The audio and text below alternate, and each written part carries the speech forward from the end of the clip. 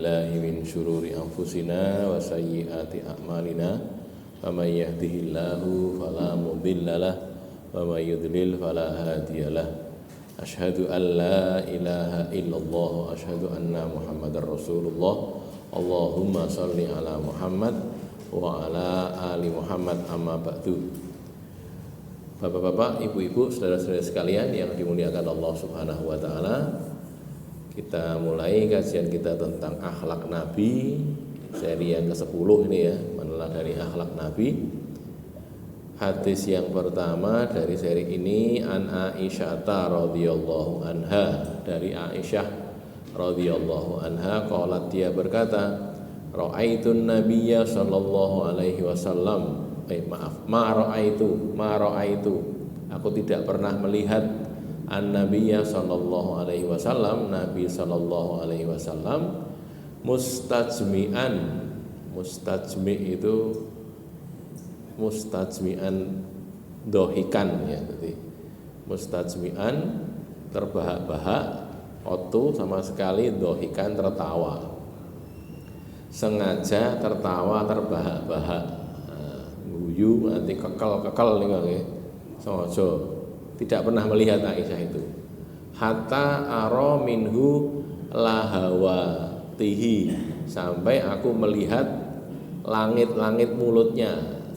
Tidak ini tutuk nggih, tutuk niku kan atasnya namanya langit-langit gitu loh. Ning dhuwur menika itu namanya langit-langit. Wong nek gumujeng, kalau dia tertawa ngantek kekel itu kan sampai terbuka mulutnya sehingga tampak langit-langit mulutnya itu. Nah, betul. Itu Nabi tidak pernah gitu. Aisyah tidak pernah melihat Nabi dalam keadaan seperti itu. Innama kana yatabassamu, innama sesungguhnya beliau hanyalah yatabassamu, tersenyum.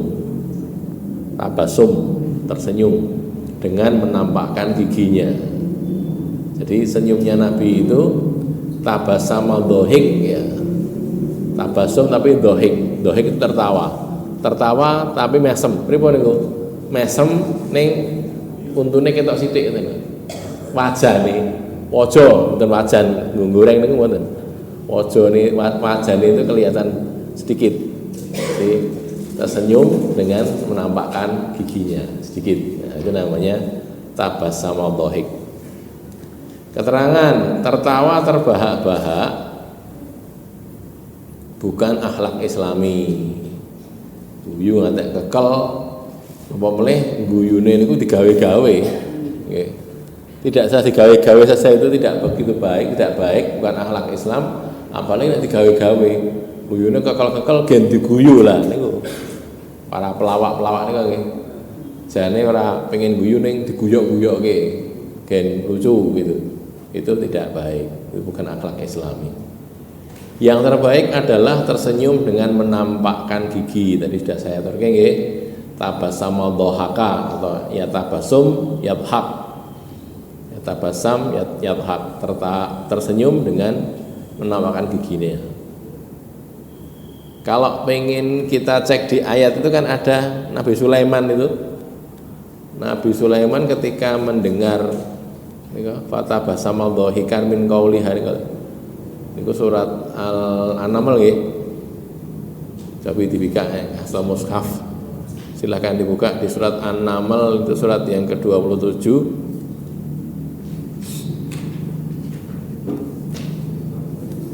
Ketika Nabi Sulaiman mendengar suaranya semut itu loh nggih. Ayat 19. Nah niku. Surat nomor 17, surat ke-27 ayatnya ayat 19. Fatabassama dhahikan min qauliha, lah ini. Fatabassama maka tersenyum, dhahikan tertawa, min qauliha dari ucapannya, disebabkan oleh ucapan si ratu semut.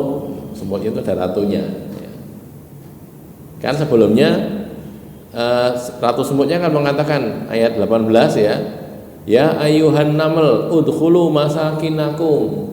Wahai sekalian semut, masuklah kalian ke rumah-rumah kalian, liang-liang kalian. La yahtimannakum Sulaimanu wa junuduhu, supaya Sulaiman dan tentaranya tidak menginjak kalian.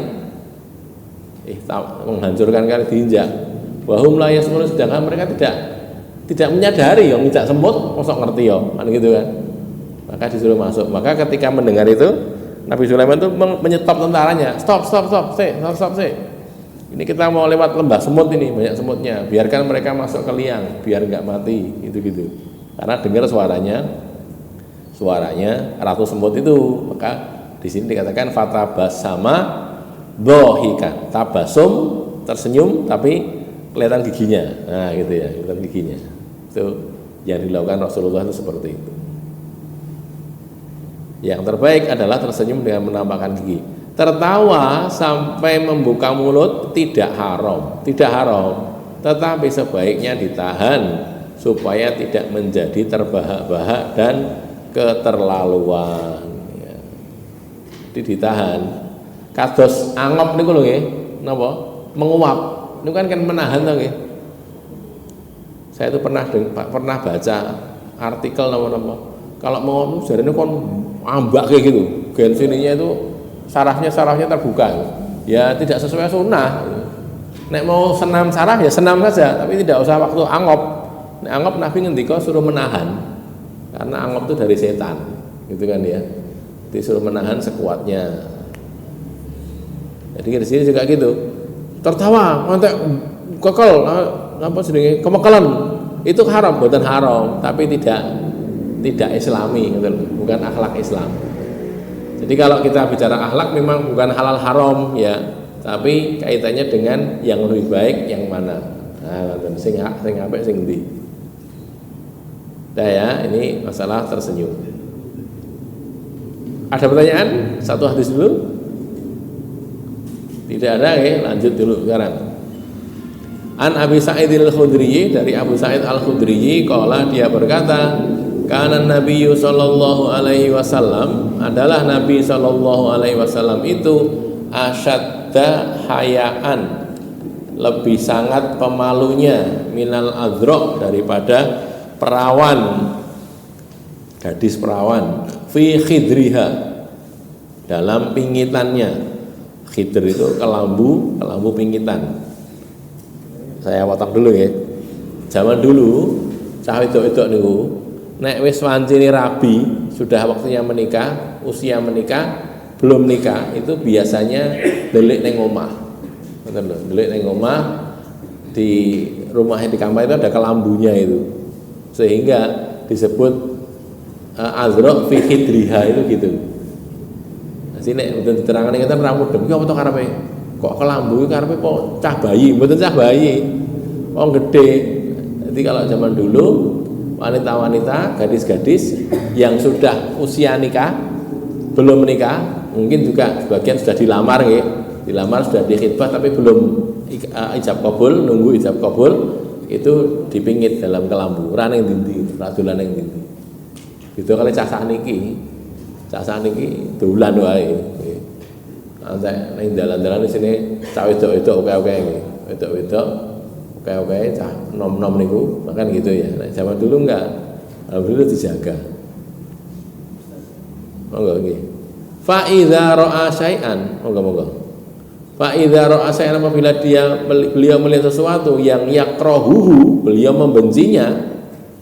Beliau melihat sesuatu yang beliau benci, arafnahu fi wajhihi, kami mengenalnya, kami bisa mengetahui itu fi wajhihi, pada wajah beliau. Jadi kalau Nabi itu kalau sedang marah, benci, ketinggal tenggen napa pasoriane ketinggal, di wajahnya itu kelihatan gitu. Karena beliau itu tidak suka memarahi orang. Maka mengampet gitu, ngampet. Nah, ngampet kan wajahnya ketok. Nah, menahan marah. Gitu ya. Nah, ini keterangan ya, ketika benci atau marah, Nabi selalu menahan amarahnya dari meluapkan. Tidak meluapkan tapi menahan. Inilah yang menjadikan perubahan rona wajah beliau. Gara-gara mau duka, arep duka ning ditahan. Dadi ne pasuryane ketok napa salah. Napa abang ngoten nggih, abang napa ireng ngoten nggih. Dadi berubah gitu-gitu ya. Nah, terus kaitannya dengan yang depan tadi, sifat pemalunya Nabi itu adalah pemalu yang baik. Jadi bukan pemalu yang buruk. Ini kok yang buruk nih, pemalu yang baik bukan yang buruk gitu. Saya kurang bukan nih. Bukan yang buruk, tambahin mau nih. Sifat pemalunya Nabi adalah pemalu yang baik, bukan pemalu yang buruk. Jadi kalau podo-podo isin niku nek enten sing wong niku celingus. Nah itu ya, celingus itu isinan gitu loh. Cah cilik atau mungkin orang tua juga celingus isin. Anu kowe tugas lho kowe sesuk Ramadan khutbah apa napa jenenge? Kultum, aku isin iki.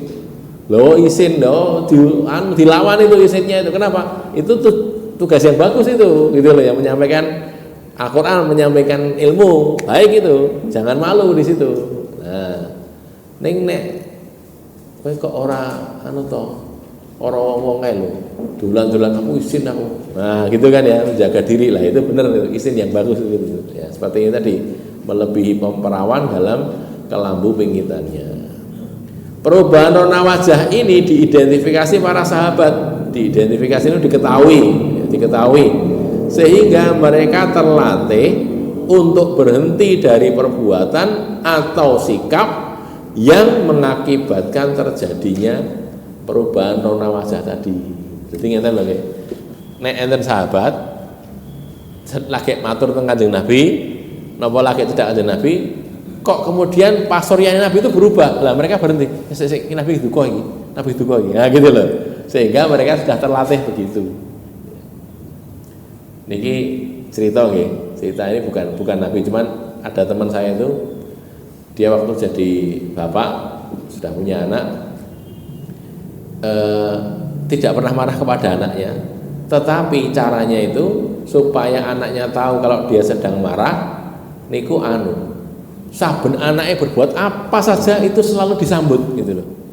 Ya ini begini. Oh ya, bapaknya menyambut dengan enak sungguh. Oh bagus oh, dipuji gitu loh.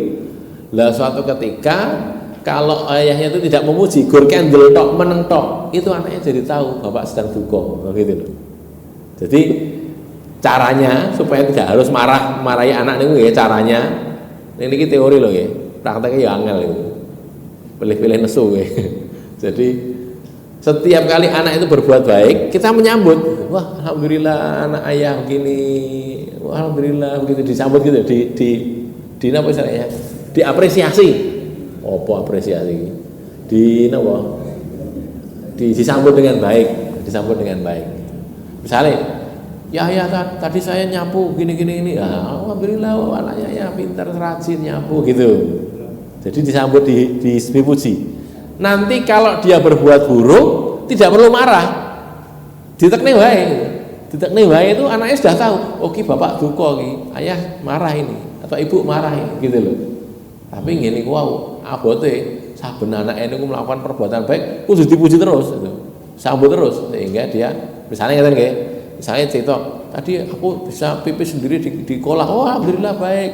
Terus dia ngompol, atau ketika ngompol rasa diseneni, ditekne ora wae, artinya tidak dimarahi tapi orang tuanya diam itu artinya tidak marah tapi juga tidak menyambut.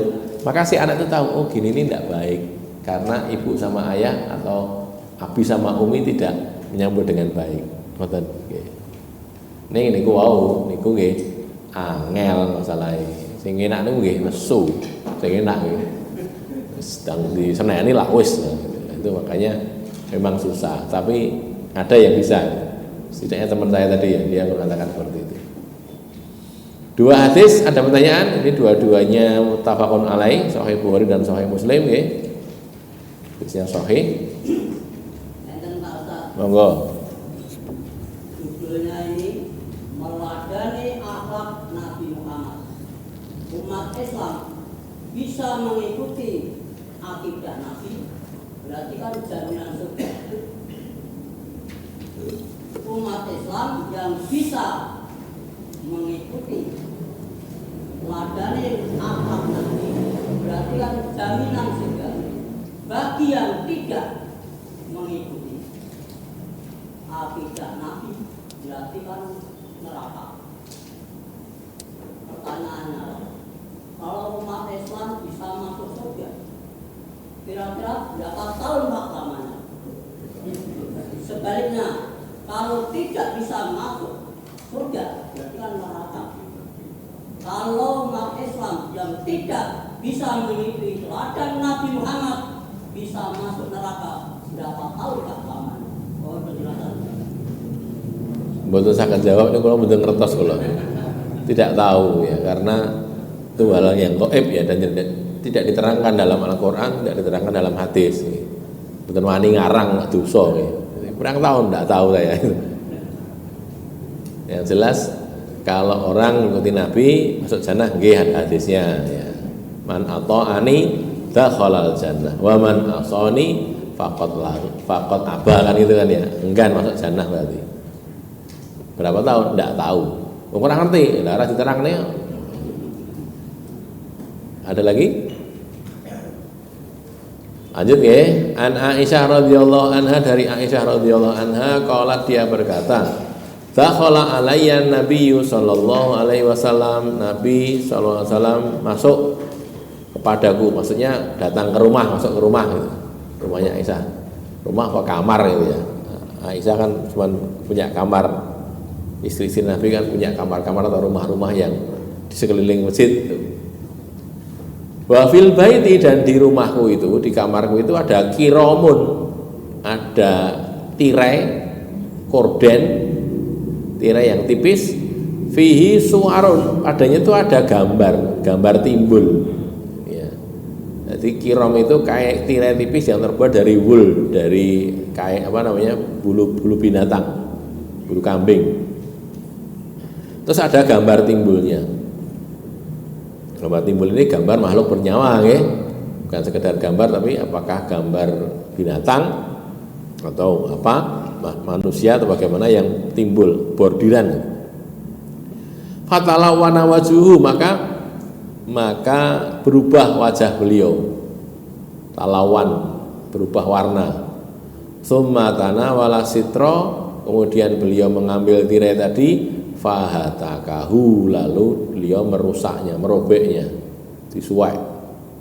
Wa qalat, dan Aisyah berkata, qala Nabi sallallahu alaihi wasallam, Nabi sallallahu alaihi wasallam bersabda, inna min asyaddin nasi azaban yaumal qiyamati, inna, sesungguhnya, min asyaddin nasi azaban, orang yang paling berat siksanya, yaumal qiyamati, pada hari kiamat, itu alladzina yusawwiruna hadhihi suwara, orang-orang yang membuat gambar timbul atau patung seperti gambar ini, gambar timbul ini tadi.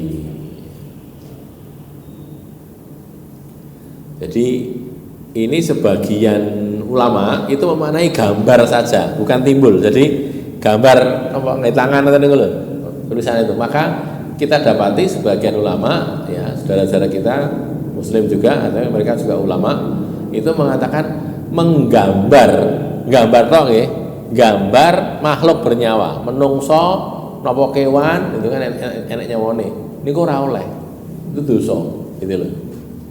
Maka nanti kita dapati sebagian saudara kita kan kalau bikin gambar, enek wonge gitu, ning sirai karo awak itu enten napa terpisah ngoten lho. Mrikine terpotong lho. Jadi tidak napa? Tidak utuh gitu. Sini ada potongannya gitu, atau wajahnya ada nyambung tapi enggak ada matanya, enggak ada telinganya, enggak ada mulutnya. Nah, gitu kan ya. Ada yang begitu. Kenapa? Karena orang itu tidak bisa hidup tanpa mulut, tanpa mata gitu. Artinya itu orang mati, bukan orang hidup. Gambarin tadi loh. Karena bukan makhluk hidup, ngoten lho. Kayak tadi gambar sirah karo awak ning enek pisahe nang mriki gitu. Dadi kaya dipotong ngono sirah itu. Gambarnya itu ndak nyambung gitu. Nah, ini mereka mengatakan saudara kita ini, nek iki ora makhluk hidup, ora mungkin wong urip tanpa sirah atau wong urip tanpa awak gitu, sirah tok ya ora mungkin gitu. Makanya begitu. Nah, ini perbedaan pendapat inilah yang menentukan apakah orang bikin gambar itu halal apa haram. Nah, gitu lah ya. Sekarang saya terangkan dulu. Membuat gambar timbul, relief atau bordir atau patung makhluk bernyawa, manusia atau binatang, itu hukumnya haram. Nah, hukumnya haram. pada hadis yang semakna dengan ini, hadis yang lain ya, pematung atau pembuat gambar relief makhluk bernyawa itu dihukum di neraka sampai mereka dapat memberi nyawa kepadanya, pada gambarnya tadi atau patungnya itu, padahal tidak akan bisa. Jadi hukumannya niku nggih sing gawe patung napa gambar relief niku wau napa sing timbulnya tadi itu kon ngeki nyawa. Nah, kok ngeki nyawa mosok iso itu ndak bisa kan, maka disiksa di neraka nanti. Maka ini yang titik perbedaannya nggih. Gambar makhluk bernyawa yang dilarang menurut jumhur ulama ini itu gambar 3 dimensi. 3 dimensi ini berapa toh? Panjang, lebar, terus tebal. Ada tebalnya itu. Jadi 3 dimensi kayak yang ini lho ya. Ini kan 3 dimensi ini. Enek dhuwure, enek lebare, ini apa namanya? Ada panjangnya, ada lebarnya, ada tingginya, ada pokoknya bentuknya 3 dimensi. Jadi kayak menungso itu gambar atau patung. Makanya bordir itu termasuk gambar timbul karena dia napa istilahnya enek petunguling itu loh ya, walaupun kecil sedikit itu tapi ada petungnya itu. Makanya yang disepakati ya, yang jumhur ulama sepakat itu begitu. Makanya jenengan damel bordiran atau niku ampun gambar uang gitu loh nggih, aja gambar kewan liyane wae gitu. Tapi kalau makhluk tidak bernyawa nggak apa-apa, gambar karena senengannya motor gede, gambar motor gede dibordir boleh nggak apa-apa. Oh senengannya apa gunung, gambar gunung ya nggak apa-apa boleh. Nek gambar uang jangan, karena itu nanti apa namanya disepakati oleh ulama itu termasuk patung. Adapun gambar 2 dimensi, lah ini gambar 2 dimensi, ulama berbeda pendapat tentang haram atau halalnya, berbeda. Ada yang mengharamkan juga, makanya ada yang difoto itu nggak boleh itu. Foto itu kan karena ya kayak gambar tau ya. Nah gitu. Sebagian lagi membatasi orang nek foto apa-apa, nek tulisan apa gambarnya nganggo driji pakai jari nggak boleh. Ada yang begitu, gitu loh ya. Nah yang disepakati oleh ulama sekali lagi itu gambar timbul, ada mentungule niku timbul. Sinaosa mboten patung nggih, ning tempelake kita mriku tenggen tembok mriku terus enek napa niku dikeki semen ngoten niku. Ndak tahu dikeki apa biasa niku. Di gen timbul ngoten niku. Nah itu. Kira-kira. Nah, nggih kayak gini, kira-kira seperti ini. Ini gambar timbul ini. Kan, tapi ini kan bukan gambar orang, enggak apa-apa ini. Nah, gambar wong ampun. Nah, gitu ya, karena itu tidak boleh. Sebagian lagi menyarankan itu harus utuh. Patung ya harus utuh. Wit sirah tekan sikil gitu loh. Nek gur patung tangan tok mboten napa-napa. Soalnya tangan. Mosok iso urip kok tangan tok itu. Lah iso to nggih, bukan makhluk hidup. Atau sirah tok. Sirah tok, gambar sirah tok. Biasa to nek enten gambar wong gur sementan iki tok lho. Segini saja, bawahnya sana enggak ada. Nah gitu tuh mengatakan boleh karena itu bukan makhluk hidup. Mosok enek makhluk hidup tanpa weteng ora enek, mesti ada perutnya kan gitu ya. Cacat-cacatnya orang itu tetap punya badan. Nek ora badan orangnya mati. Kayak dene orang disirah, orangnya juga mati, nggak mungkin kan, nggak punya kepala gitu ya. Jadi niku nggih. Nah, ini Nabi ini ulama menjelaskan, pensyarah hadis menjelaskan ini karena tadi ada gambar timbul dan gambar timbulnya itu gambar makhluk hidup punya nyawa, apa manusia, apa hewan. Nek pohon mboten. Nek wit niku ora nyawa. Nek punya nyawa ya. Walaupun hidup juga, makhluk hidup tapi tidak bernyawa. Ini yang makhluk bernyawa. Nah, itu. Makhluk bernyawa. Gambar kucing misalnya, senengane kucing, gambar kucing. Nah, kalau itu timbul nggak boleh. Tapi kalau sekedar gambar saja, tadi berbeda pendapat ulama. Sebagian mengatakan tidak boleh, sebagian mengatakan boleh. Saya mengikuti ulama yang mengatakan boleh. Tulisan itu boleh karena 2 dimensi, bukan 3 dimensi. Sedikit masalah fikih ini, maka mungkin barangkali ada pertanyaan, monggo. Sebelum lanjut dulu ya. Ini Nabi kemudian merusak tadi, terus membuang karena itu dianggap haram, diharamkan oleh Nabi. Pak Ustaz, kalau membuat gambar berbentuk kayak gitu, itu bolehkan enggak? Ya tadi kalau saya mengikuti ulama kalau itu wujudnya gambar ya, tidak timbul mboten napa-napa. Gambar apapun juga. Gambar manuk, gambar gajah gitu ya. Tapi nek patung gajah lah niku mboten oleh. Silakan. Mengenai patung itu, kalau anak kecil kan punya Boneka, ya. Kalau boneka boleh karena ada dalilnya. Aisyah itu punya boneka. Terus Nabi membolehkan karena itu mainan anak kecil. Jadi batasannya kalau mainan anak kecil boleh. Dolanan cah cilik kaya nika lho, kewan-kewanan cilik-cilik nika lho nggih. Itu mainan anak kecil toh, boleh. Tapi kalau bukan mainan anak kecil tidak boleh. Jadi masuk ke boneka. Jadi cah cilik do duwe kewan cilik-cilik niku, serapah nih cilik napa jajah cilik ngoten niku mboten napa-napa. Itu termasuk mainan. Kalau itu bukan mainan nggak boleh. Kalau itu mainan boleh. Jadi tinggal itu sebagai apa? Iki ora kok iki dienggo tabungan wong tuwa lah, tidak boleh karena itu bukan mainan. Enek isi fungsine mau dienggo nyelengi duit. Lah terus piye? Ya sampun sing celengan sing gambar kewan, patung kewan.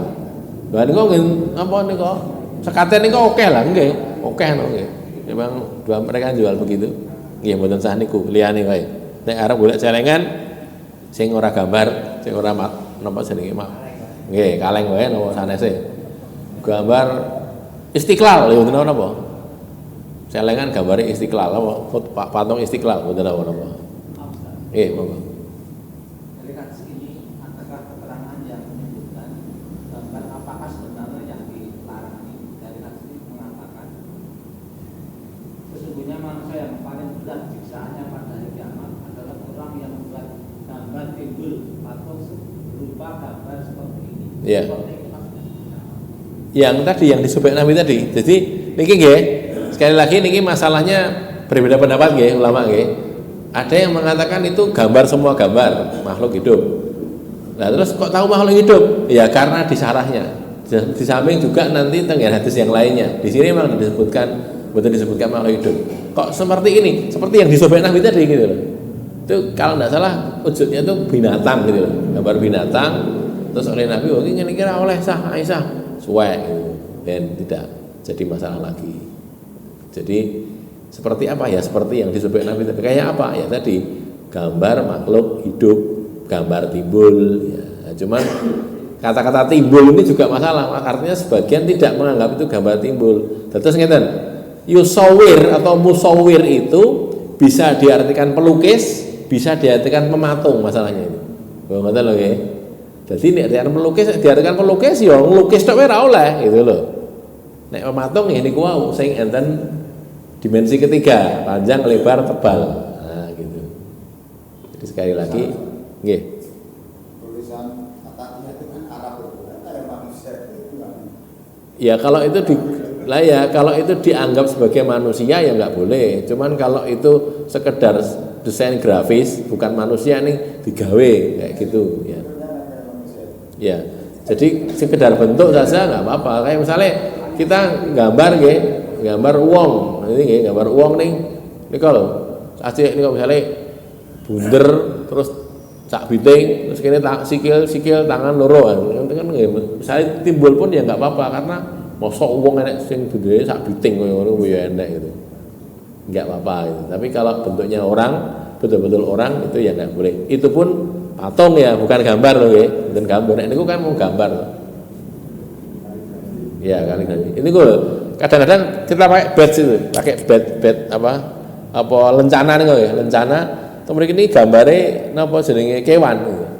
Napa manuk, napa gajah, napa banteng niku nggih, banteng, napa mulai nek niku itu tidak boleh karena itu timbul. Lencana itu kan timbul lagi.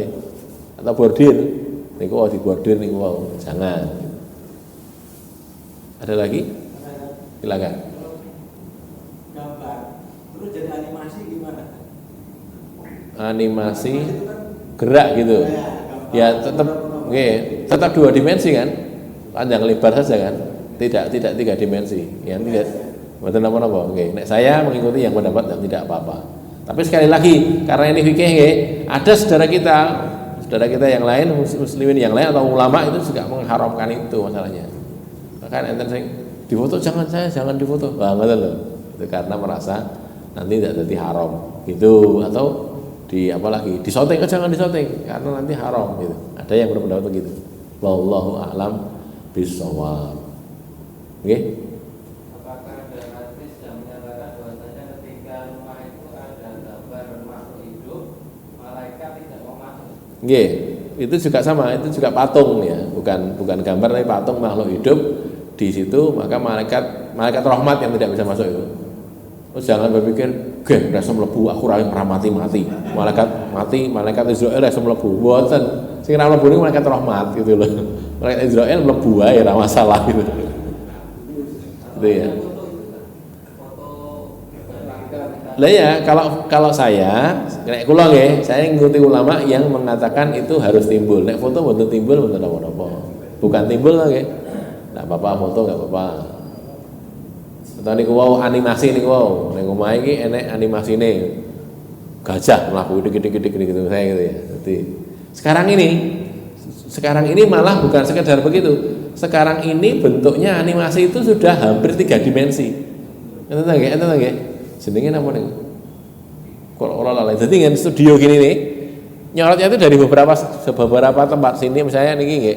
SD Pak ini nyorotnya bukan dari satu tempat, dari 3 atau berapa itu nanti ketemu di tengah-tengah gitu. Itu koyok dadi kewan tenan itu. Jadi saya kok lupa namanya itu. Di teknologi sekarang itu ada begitu.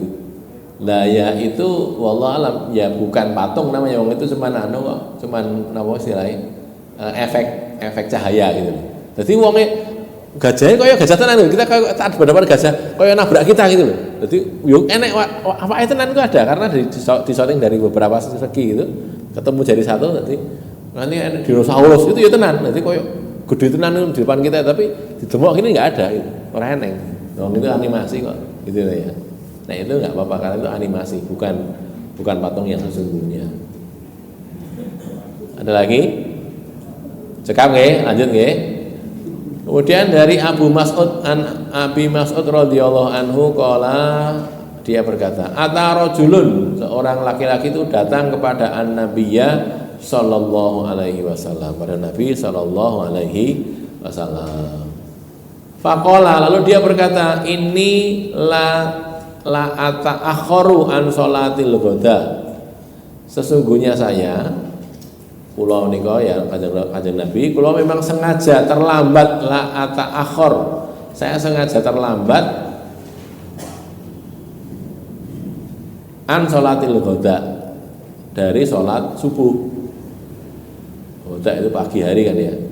Min ajli fulanin, karena disebabkan oleh si fulan, mimma yutilu bina, karena dia itu memanjangkan sholatnya lho suwe banget.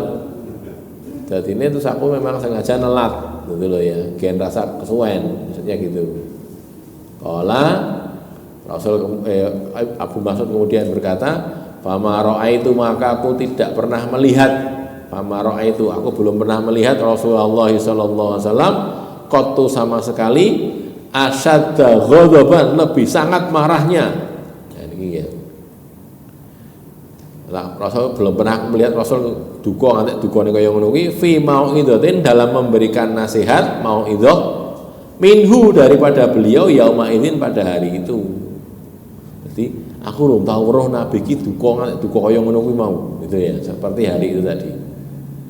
Qala faqala, Abu Mas'ud berkata, faqala, Rasulullah bersabda begini dalam mau'idahnya itu, "Ya ayyuhan nas, menungso." Nek wong Jawa diroke menungso ten nesu nggih. Nek mriki nggih sederek-sederek lah gitu loh ya, sederek-sederek saudara-saudara. Inna minkum munafirin, sesungguhnya di antara kalian itu munafirin. Ada orang-orang yang suka bikin lari.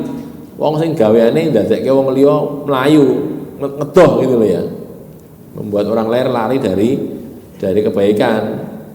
Fa ayyukum ma shalla binnas, maka siapa saja di antara kalian yang sholat mengimami orang lain, ma shalla binnas, sholat jadi imam, falyata jawaz, maka hendaklah dia memendekkan sholatnya, mempersingkat sholatnya, suwe-suwe.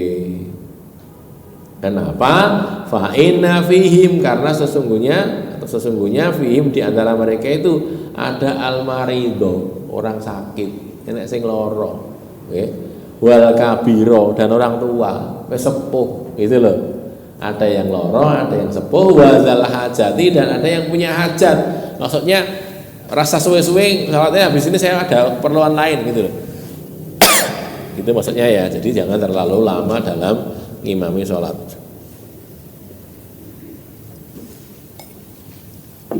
Ini perlu penjelasan ini ya, tidak keliru. Ini imam tidak boleh memperpanjang sholatnya saat mengimami sholat berjamaah bersama para makmum. Sedawa-dawa. Nah sekarang kriteria memperpanjang dalam hadis ini dikembalikan kepada sebab urut. Sebab urut itu sebab terjadinya hadis ini, yakni Mu'adz bin Jabal. Ini kan ceritanya Mu'adz bin Jabal yang mengimami sholat dengan membaca Al-Baqarah selesai dalam satu rakaat. Lah iya suwe banget nek ngono carane gitu loh ya. Ini ceritanya itu sahabat tadi itu yang tidak ikut sholat terlambat tadi itu gitu. Terus nama Mu'adz itu orang munafik itu, sholat tok ora gelem melu ning masjid itu. Cerita yang lain kan disebutkan orang ini tadi melu sholat bersama Mu'adz jadi imam nggih. Mu'adz bin Jabal jadi imam, dia sholat.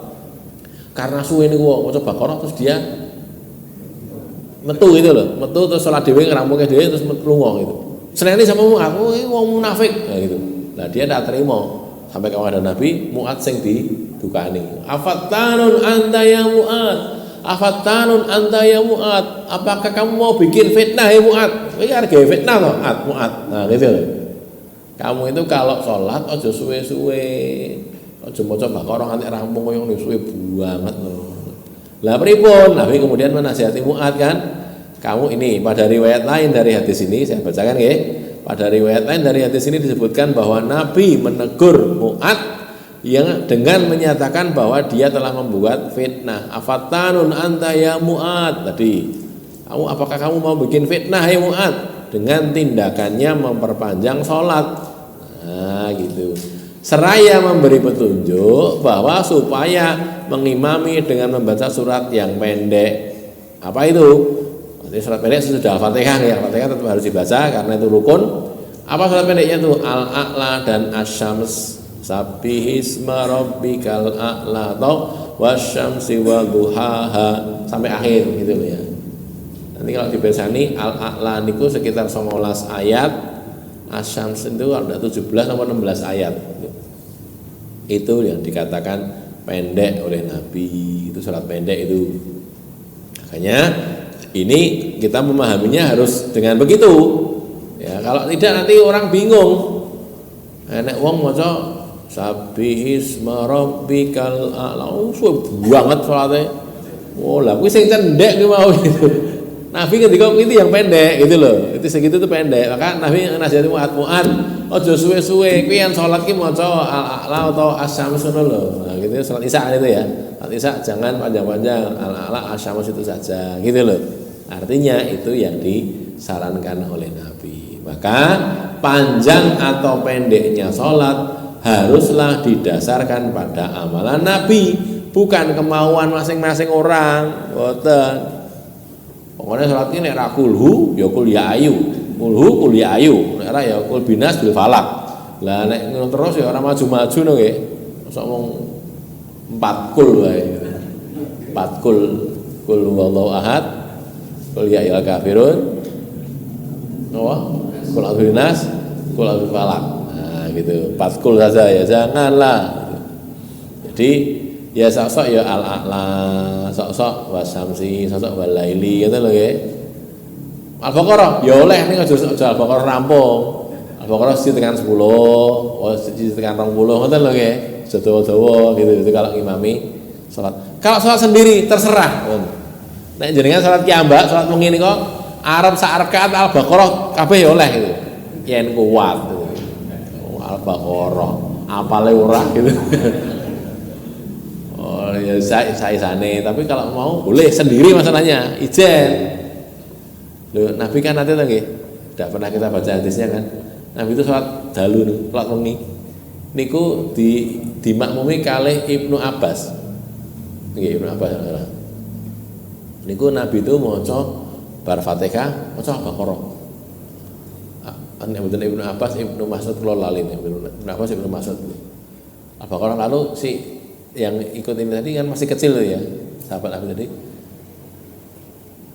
Merasa engko paling ayat 100 terus rukuk iki. Ternyata lanjut 100 loro ngoten. Lanjut. Terus sing makmum niku batin, engko paling Al-Baqarah rampung rukuk. Bar niku pindah An-Nisa. Weh, lah dalah.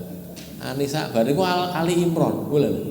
Kaya ngoten niku Nabi ngasone. Lah ijen kok, salat ijen kok nggih. Salat ijen sak karepe. Lah niku kok melu. Lah dhek cah cilik melu. Akhirnya saya sampai punya niat buruk. Apa niat buruk yang tak tinggal oleh Nabi wis. Apa salat terus menirat jamak gitu ya. Makanya itu yang dikatakan panjang itu kayak gitu. Maka ini saya bawakan hadisnya nggih, tapi belum sempat terjemahkan ini. Jadi diorek-orek mon nggih. Hadis tentang Mu'adz bin Jabal yang mengimami salat dengan sangat panjang adalah berikut ini. Di Sahih Bukhari hadis ke 6106. 6106. Anna Mu'adz bin Jabal, bahwasanya Mu'adz bin Jabal radhiyallahu anhu karena adalah dia yusolli, dia sholat ma'a bersama an-nabiyyi sallallahu alaihi wasallam. Sholat jadi makmumnya Nabi gitu loh maksudnya. Yusolli ma'an nabi itu Nabi yang jadi imam, dia sholat makmum Nabi. Sudah, kemudian summa ya'ti qaumahu, kemudian dia datang kepada kaumnya. Mulai niki, mulai dari masjid Nabi ke masjid kampungnya sana, ada masjidnya juga atau ada tempat untuk sholat. Fayusolli bihimus sholata, lalu dia mengimami mereka sholat yang dia sholati tadi. Jadi gini loh ya, dia makmum Nabi sholat isya, terus mulai neng desone sana. Ya bukan desa mungkin ya komplek di masjid itu tapi agak jauh, terus ngimaminnya sholat isya, sholat yang sama. Ini jadi dalil bolehnya orang itu sholat sholat sunnah mengimami orang yang sholat wajib. Karena sholat yang mu'at ini yang pertama sholat wajibnya, sholat fardunya jadi makmumnya Nabi. Gitu loh ya. Oke, pembahasannya ngoten niku. Niki fikih mulai nggih. Jadi makmum Nabi sholat isya terus kundur tengene desane ngimami sholat isya ya. Tapi yang kedua ini dia sholat sunnah karena sudah sholat isya. Lah kok apa? Lah ngimami kaumnya gitu loh. Lah kaumnya kok orang mulai ning masjid Nabi sisan ya ora cukup mungkin atau jauh itu atau sehingga sakne nek ado-ado sudah mu'adzin yang datang nanti pulang ngimami sholatnya kaumnya. Lah ketika ngimami itu faqara bihimul baqarah, lah ini membaca surat Al-Baqarah. Oh lah dalah atau banget surat Al-Baqarah. Qala fatajawwaza rajulun, lalu ada seseorang itu tajawuz. Maksudnya menghentikan, pindah atau membatalkan diri. Fa shalla sholatan khafifatan, lalu dia sholat yang ringan. Ramai jamaah Mu'adz, ramai sholat jamaahnya Mu'adz, lalu sholat sendiri rasa suwe-suwe dan rampung. Fa balagha dzalika Mu'adzan, lalu sampailah berita itu kepada Mu'adz. Disampaikan pada seorang Mu'adz, tadi ada orang sini yang pergi ninggalkan sholat jamaah. Terus Mu'adz berkata, faqala innahu munafiqun, dia itu orang munafik itu. Salat jamaah tinggal lumah salat dhewe munafik itu. Fa balagha dzalika rajula, maka sampailah berita itu kepada laki-laki tadi. Wah, aku dilokne munafik lho karo Mu'adz. Wah, fa'atan nabiyya, lalu dia datang kepada Nabi sallallahu alaihi wasallam. Faqala, lalu dia berkata, "Faradul ya Nabi, ya Rasulullah, wahai Rasulullah. Inna, sesungguhnya kami itu kaumun, suatu kaum yang na'malu bi aidina. Kami ini bekerja dengan tangan kami sendiri." Maksudnya kerja kasar gitu loh ya, bekerja kasar. Yang budaya mesti nganggo tangan. Iya, tapi maksudnya ini kerja kasar. Wa naski biwan binawadhihina, dan kami memberi minum, naski itu mengairi tanaman ya, binawadhihina dengan unta-unta kami. Maksudnya nek ben carane mengairi tanaman niku unta ngoten niku iku terus dikei wadahe dikei bolongan ngoten lho. Dadi untane mlaku ngoten niku kaya nyirami ngoten lho. Nyirami napa? Tanah di samping-sampingnya itu. Nah, kanan kiri gitu barangkali ya. Untanya tidak nginjak tanaman. Dia di antara dua tanaman gitu. Terus kanan kirinya kan berarti kayak disirami. Nah, gitu. Itu maksudnya unta untuk nyiram tanaman itu gitu itu. Ya, nawadhihina tadi. Wa inna Mu'adzan shalla binal barihah, dan sesungguhnya Mu'adz tadi malam itu ngimami salat kami. Barihah itu tadi malam. Shalla bina, shalla bi itu artinya ngimami. Mengimami kami tadi malam. Faqara al-Baqarah, lalu dia membaca surat al-Baqarah. Wah, tuh banget, suwe banget, 286 ayat kalau total ya. Fatajawwaztu, maka aku meringankan, aku tak ringankan saja. Wis batalke wae sampai Mu'adz salat dhewe. Faza'ama anni munafikun, maka dia mendakwakan bahwa saya ini orang munafik ya Rasulullah. Terus dilokne munafik kuwi. Gitu. Faqala Nabi sallallahu alaihi wasallam, maka Nabi sallallahu alaihi wasallam bersabda, "Ya Mu'adz, Mu'adz, afattanun anta? Apakah kamu tukang bikin fitnah kamu itu?" Jadi yang saya katakan nggih, afattanun anta ya Mu'adz, apakah kamu bikin fitnah Mu'adz? Salasan 3 kali. Jadi ngendikane itu, "Ya Mu'adz, afattanun anta? Ya Mu'adz, afattanun anta? Ya Mu'adz, afattanun anta?" Gitu loh. Fatan itu artinya tukang bikin fitnah. Sing wong gayane gawe fitnah itu ya. Iqra, bacalah wasyamsi wa duhaha. Surat Asy-Syams itu, wasyamsi wa duhaha. Wasabbihisma rabbikal a'la, dan surat Al-A'la, sabbihisma rabbikal a'la itu ya. Wa nahwaha, dan yang semisal dengan itu. Sabihis wa syamsi apa walaili apa niku jenenge apa sing atorik wa sama atorik apa ataka hadisul ghaziyah lah, kurang lebih segitu itulah ya, panjang pendeknya kurang lebih segitu itu ya. Jadi ini yang disuruhkan oleh Nabi sallallahu alaihi wasallam. Makanya nggih, kalau jenengan dados imam niku aja suwe-suwe salate. Nek aja suwe-suwe niku ora kok niku wau sabihis dikatakan suwe, mboten niku malah pendek. Sing cendek niku sabihis, rada dawa sithik nggih. Napa niku? Amayata sa'alun. Dawa dhewe nggih Al-Baqarah niku wau, gitu lho ya. Jadi sedang, cepet, tengah-tengah, cepet, terus lama kan itu kan ya. Syaratnya gitu tadi. Terus standare mboten standare dhewe-dhewe mboten. Akeh wong lagi maca Al-Qari'ah wis dilok. Wah, Al-Qari'ah. Mbok wis idaja wae. Lah ya. Al-Qari'ah niku tau cendhek meneh niku wong niki kalah cendhek kalau niki sino sabihis to nggih. Sabihis rabbikal a'la itu kan ya cendhek tapi enggak pendek banget kan 19 ayat. Ini juga sekaligus menjadi dalil bolehnya menyebut nama surat dengan menyebut ayat pertamanya. Gitu loh. Surat apa? Surat wasyamsi wa duhaha. Surat apa? Surat walaili idza yaksha. Boleh gitu loh. Jadi surat apa? Surat kulhu nggih ora apa-apa gitu loh. Kul huwallahu ahad karepe gitu. Wong Jawa kul huwallahu ahad itu sik kejawan. Surat apa? Surat kulhu. Kul ya ayu niku lho nggih. Kul ya ayu wa binas bil falak. Itu boleh. Apa nyebut nama surat dengan ayat pertama itu boleh. Dan apa-apa ya. Surat hal ata alal insan, surat al-insan. Surat tabarokalladzi biyadihil mulku, surat tabarokah itu surat al-mulk, gitu kan ya. Boleh gitu tuh, lazim di kalangan Nabi dan para sahabat. Ada pertanyaan ini? Tinggal satu hadis, barangkali ada pertanyaan, monggo silakan. Jadi imam, kalau bacaannya panjang-panjang dengan pendek-pendek, hikmah mana? Faedah yang mana, apa yang mana, panjang-panjang dengan pendek-pendek. Kalau kita lihat di hadis ya, kita dapati bahwa sholat yang paling pendek itu sholat maghrib. Jadi bacaannya pendek-pendek. Nabi itu biasanya membaca ayat-ayat pendek. Walaupun ada juga riwayat sholat maghrib bacaan panjang ya ada gitu loh. Panjang itu artinya lebih panjang dari as-sabihis itu loh, ada.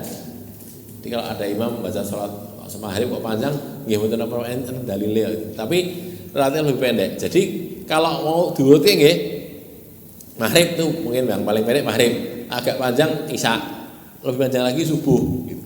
Jadi subuh itu walaupun 2 rakaat tapi panjang karena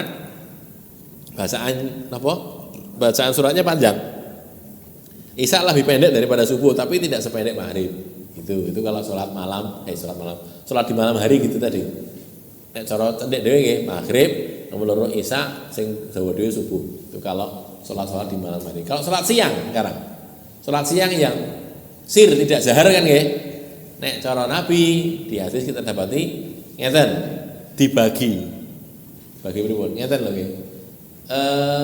Sholat zuhur 2 rakaat yang pertama itu panjang. Jadi memanjangkan pada 2 rakaat yang pertama, memendekkan pada 2 rakaat yang kedua. Itu 2 rakaat pertama panjang, 2 rakaat kedua pendek. Terus sholat asar. Sholat asar itu 2 rakaat pertama sholat asar itu sepanjang 2 rakaat terakhir sholat zuhur. Dawane kurang lebih ngoten niku. Jadi misalnya nggih zuhur nggih. Rakaat pertama atau dawa, rakaat kedua dawa, anggaplah dawane pinten? Dawane pirang meter atau dawane niku. Maksudnya suwe nggih, suwenya itu lamanya itu. Misalnya yang gampang nggih. Di waktu berdiri rakaat pertama sholat zuhur itu 4 menit. Suwe mon ta 4 menit iki. Ya serong petang menit aja lah, petang menit ya. Maka rakaat kedua itu juga 4 menit atau kurang sedikit. Nanti rakaat ketiga separuh nih dari rakaat pertama tadi. Jadi niki berarti nek niki napa? Petang menit. Rakaat kedua juga sekitar 4 menit atau 4 menit kurang dikit. Rakaat ketiga 2 menit.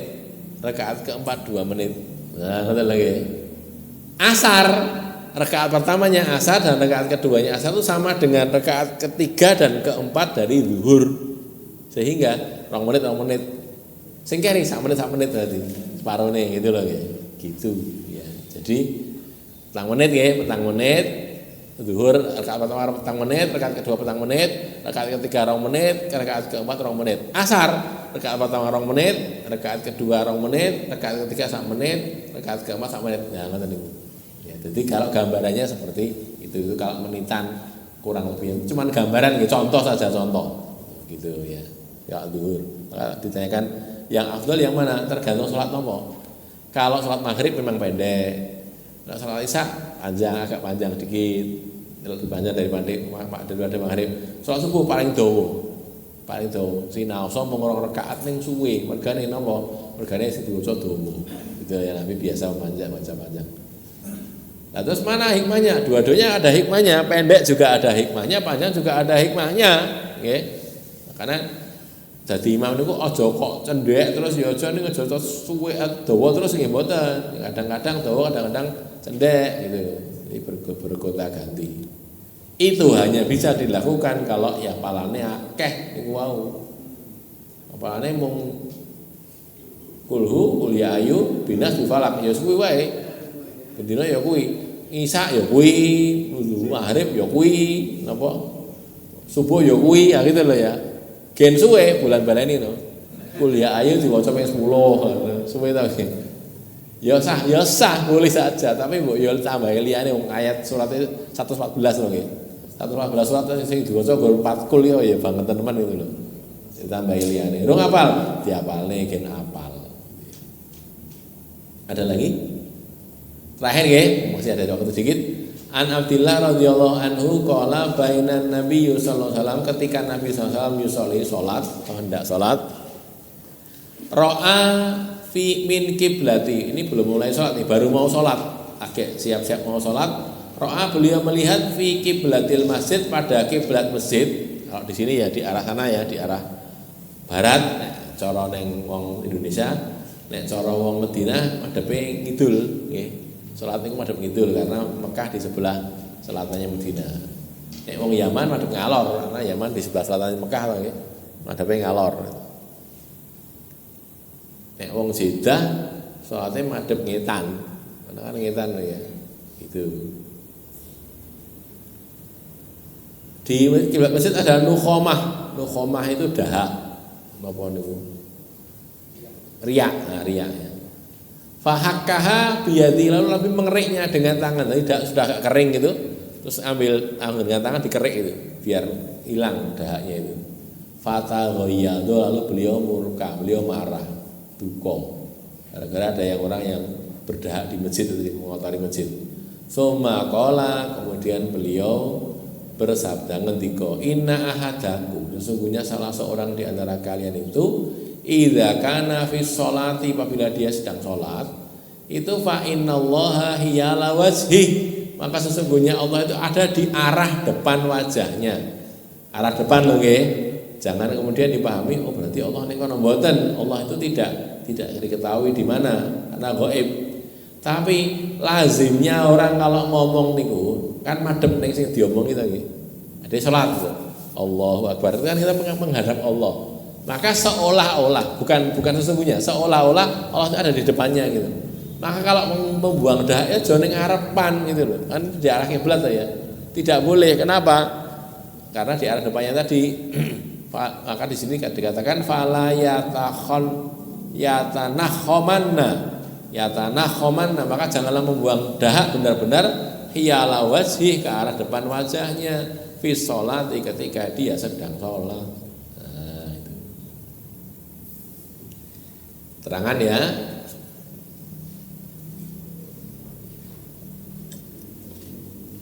Allah di arah depan wajah ini merupakan bentuk kiasan atau kinayah, bukan dalam arti yang sesungguhnya. Bukan dalam arti sesungguhnya, berarti Allah ini ngarepku, bukan gitu. Tapi kita memang menghadap Allah kan. Allah di mana kita tidak tahu karena Allah gaib. Walau bukan sesungguhnya, tidak pantas membuang kotoran atau dahak atau ludah atau kotoran hidung ke depannya, ora patut gitu loh. Jadi nggih, adewe ketemu kali Pak Camat. Pak Camat. Terus itu napa yang saya sisi napa niku buang riak tengah jenge gitu. Kan ditapuk ya iki. Ora ngajar kowe iki karo wong tuwa karo orang ngajar kan gitu. Nah ini kepada Allah masa begitu kan? Enggak boleh gitu. Lah Allah apa ning kono? Tidak. Ini kinayah, kiasan. Tapi lazimnya orang menghadap orang itu, apalagi makhluk menghadap Khaliqnya itu lazimnya menjaga gitu loh. Tidak kemudian